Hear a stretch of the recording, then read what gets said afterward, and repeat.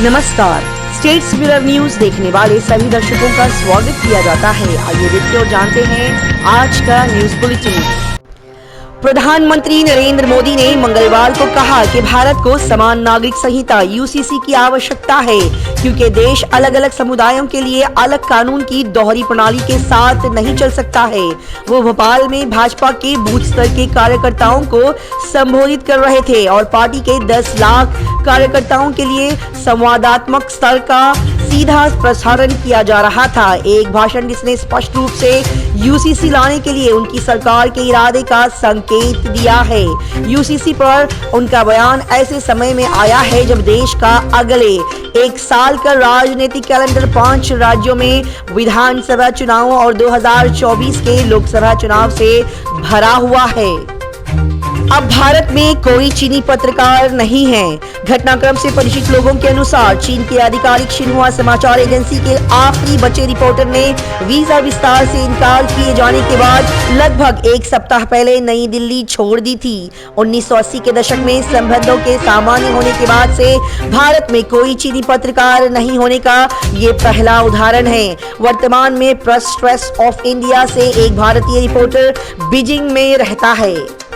कर्नाटक के आईटी मंत्री प्रियांक खरगे ने मंगलवार को ट्वीट किया, देश में तकनीकी कंपनियों में महिला कर्मचारियों की नौकरी छोड़ने की दर बढ़ गई है और दिसंबर 2022 के बाद से यह 30% से 40% हो गई है, जबकि उद्योग की औसत नौकरी छोड़ने की दर 15% है। केंद्रीय ग्रामीण विकास मंत्रालय ने आधार आधारित भुगतान प्रणाली ABPS के माध्यम से महात्मा गांधी राष्ट्रीय ग्रामीण रोजगार गारंटी योजना MGNREGS के अनिवार्य भुगतान की समय सीमा 31 अगस्त तक बढ़ा दी है। मंत्रालय ने सोशल मीडिया पर इसकी घोषणा की है, हालांकि उसने आदेश को सार्वजनिक रूप से साझा नहीं किया।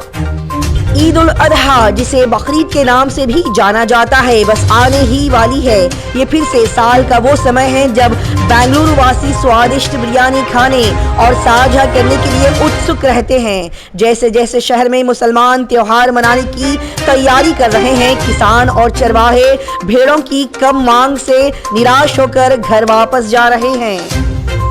बेंगलुरु जल आपूर्ति और सीवरेज बोर्ड BWSSB ने अपने 3 सीवेज ट्रीटमेंट के डिजाइन, उन्नयन, पुनर्वास, संचालन और रखरखाव सेवाओं के लिए Toshiba infrastructure system and solutions corporation की सहायक company Toshiba water solutions private limited Toshiba water को शामिल किया है। संयंत्र STP और बैंगलोर में 5 अन्य STP के उन्नयन और पुनर्वास के लिए। कर्नाटक परीक्षा प्राधिकरण KEA कार्यालय में आयोजित common entrance test CET 2023 rank धारकों के लिए दस्तावेज सत्यापन के पहले दिन मंगलवार सुबह इंटरनेट व्यवधान से परेशान होना पड़ा। प्रदूषण के विभिन्न स्रोतों की सापेक्ष हिस्सेदारी की पहचान करने के लिए बैंगलोर और उसके आसपास 100 हॉटस्पॉट पर ड्रोन तैनात किए जाएंगे।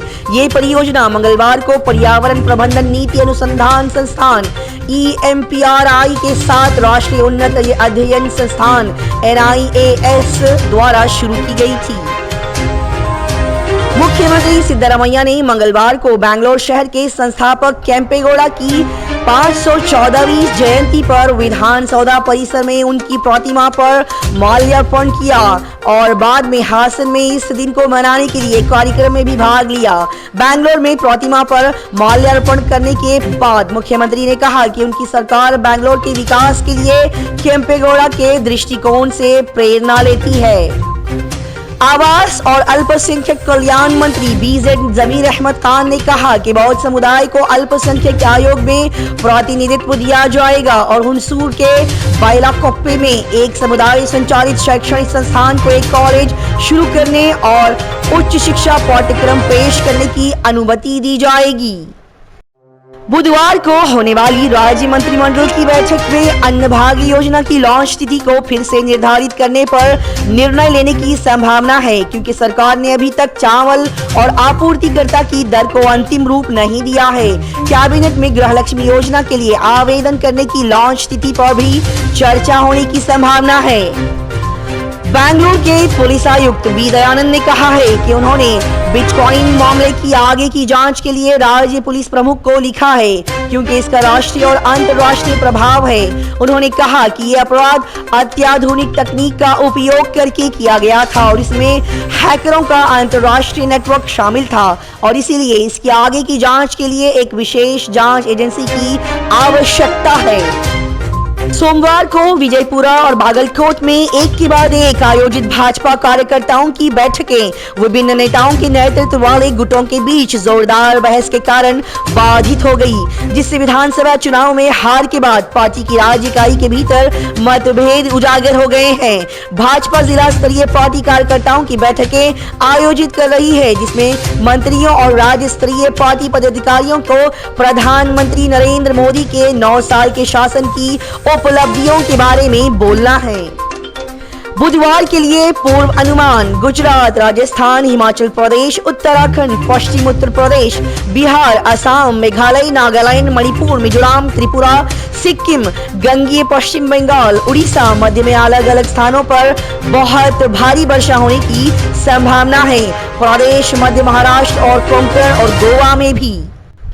मंत्री और बिंदु ने कहा कि सामाजिक न्याय विभाग ने केरल में सभी ट्रांसजेंडर व्यक्तियों के लिए रोजगार सुनिश्चित करने के लिए केरल नॉलेज इकोनॉमी मिशन के साथ हाथ मिलाया है। उन्होंने कहा कि विभाग सभी ट्रांसजेंडर व्यक्तियों को 3 साल में नौकरी दिलाने में मदद करेगा। बारटेंडिंग में करियर के लिए निःशुल्क प्रशिक्षण: भारत में बकार्डी ने शो योर फ्यूचर के दूसरे संस्करण की घोषणा की है। एक मुफ्त 2 सप्ताह लंबा प्रशिक्षण कार्यक्रम जो एलडीए, बेरोजगार और कम प्रतिनिधित्व वाले युवाओं को बारटेंडिंग में कैरियर बनाने में मदद करने के लिए तैयार किया गया है। एक प्रेस विज्ञप्ति में कहा गया है कि यह संस्करण छात्राओं को बारटेंडिंग की बुनियादी बातों में महारत हासिल करने, मिक्सोलॉजी की बारीकियों को निखारने और गहन कार्यशालाओं के माध्यम से व्यक्तिगत ब्रांडिंग की कला में महारत हासिल करने का अवसर प्रदान करेगा। टिमली सर्विसेज की एक रिपोर्ट ने भारत में 5G तकनीकी की परिवर्तनकारी शक्ति का पूरी तरह से लाभ उठाने के लिए एक कुशल कार्यबल तैयार करने के महत्व को रेखांकित किया है। भारत का 5G रोल आउट, लोगों की आपूर्ति श्रृंखला में क्रांति शीर्षक वाली रिपोर्ट में कहा गया है कि 2025 तक कम से कम 8 मिलियन कुशल श्रमिकों की आवश्यकता है। सामरिक उच्च भारत और अमेरिका आपसी विश्वास और सहयोग के एक नए युग में प्रवेश कर चुके हैं। प्रधानमंत्री नरेंद्र मोदी की संयुक्त राज्य अमेरिका की हाल ही में संपन्न राज्य की यात्रा निसंदेह दोनों पक्षों द्वारा अपने रणनीतिक सहयोग को अभूतपूर्व स्तर तक बढ़ाने के लिए एक नया कदम है। भारत और संयुक्त राज्य अमेरिका के बीच संबंधों की वृद्धि का पता अक्सर 25 साल पहले की गिरावट से लगाया जा सकता है, जब मई 1998 में अपने परमाणु हथियारों का परीक्षण करने के बाद अमेरिका ने भारत और पाकिस्तान के खिलाफ प्रतिबंध लगा दिए थे। तब से दोनों के बीच संबंधों का सिलसिला जारी है। साल दर साल भारत और अमेरिका का विकास हुआ है। जम्मू कश्मीर का राजौरी पुंछ क्षेत्र हाल ही में सभी गलत कारणों से खबरों में आ रहा है। यहाँ के सीमावर्ती जिलों में पिछले कुछ वर्षों में आतंकवादी घटनाओं में अपेक्षाकृत वृद्धि देखी गई है।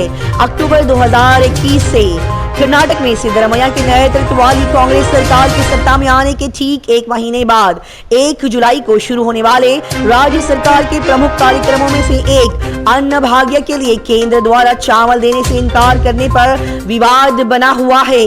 राजनीतिक घड़ा उबल रहा है। नई दिल्ली 27 जून। चीन ने आज वायुमंडल में अपना पहला हाइड्रोजन बम विस्फोट किया है, जिसकी अनुमानित उपज 1 से 2 मेगाटन TNT थी। अक्टूबर 1964 के बाद से इसका परीक्षण किया गया है। ये 15वां परमाणु उपकरण है। WSJ रिपोर्टर का उत्पीड़न अस्वीकार्य। श्री किर्बी ने कहा कि ये लोकतंत्र के उन सिद्धांतों के विपरीत है जो पिछले सप्ताह राज्य की यात्रा के दौरान प्रदर्शित किए गए थे। तो श्री सिद्दीकी को श्री बिडेन ने 22 जून को एक प्रेस वार्ता में प्रश्न पूछने के लिए बुलाया था। उन्होंने श्री मोदी से पूछा कि वो अल्पसंख्यक अधिकारों और मुसलमानों के अधिकारों की रक्षा और अभिव्यक्ति की स्वतंत्रता को कायम रखने के लिए क्या कदम उठाने को तैयार है। भारत की अखंडता बनाए रखने के लिए देशद्रोह कानून जरूरी विधि आयोग के अध्यक्ष न्यायमूर्ति ऋतुराज अवस्थी सेवानिवृत्त का कहना है कि आईपीसी की धारा 124A के दुरुपयोग को रोकने के लिए पर्याप्त सुरक्षा उपाय प्रस्तावित किए गए हैं। पैनल अपराध की गंभीरता के अनुसार सजा की अवधि को 3 से बढ़ाकर 7 साल करके सजा की अवधि में बड़े अंतर को पाटने की भी सिफारिश करता है। मणिपुर की राज्यपाल अनुसुईया उइके ने मंगलवार को केंद्रीय गृह मंत्री अमित शाह से मुलाकात की और उन्हें बताया कि राज्य में उनकी यात्रा के बाद कुछ हद तक शांति और सामान्य स्थिति बहाल हो गई है। राजभवन ने एक ट्वीट में कहा, सुश्री उइके ने गृह मंत्री को राज्य की वर्तमान सुरक्षा स्थिति से अवगत कराया है। मेघालय आदिवासी निकाय का कहना है कि विस्थापित लोगों की वापसी सुनिश्चित करें। हिंदू ब्यूरो गुवाहाटी मेघालय में एक आदिवासी परिषद ने जातीय संघर्षग्रस्त मणिपुर से राज्य की राजधानी शिलांग और आसपास के क्षेत्रों में लोगों के सामूहिक प्रवास को हरी झंडी दिखाई है। केंद्र ने भारत के रजिस्ट्रार जनरल आरजीआई कार्यालय को देश में जन्म और मृत्यु के पंजीकरण के दौरान आधार प्रमाणीकरण करने की अनुमति दे दी है। हालांकि ये अनिवार्य नहीं है। विपक्षी दलों ने मंगलवार को प्रधानमंत्री नरेंद्र मोदी पर मणिपुर में बुरकटॉक हिंसा सहित अधिक गंभीर समस्याओं से ध्यान भटकाने के लिए समान नागरिक संहिता यूसीसी का मुद्दा उठाने का आरोप लगाया है। उन्होंने उनकी टिप्पणी को 2024 के लोकसभा चुनाव से पहले मतदाताओं का ध्रुवीकरण करने के लिए कुत्ते की सीटी भी करार दिया है।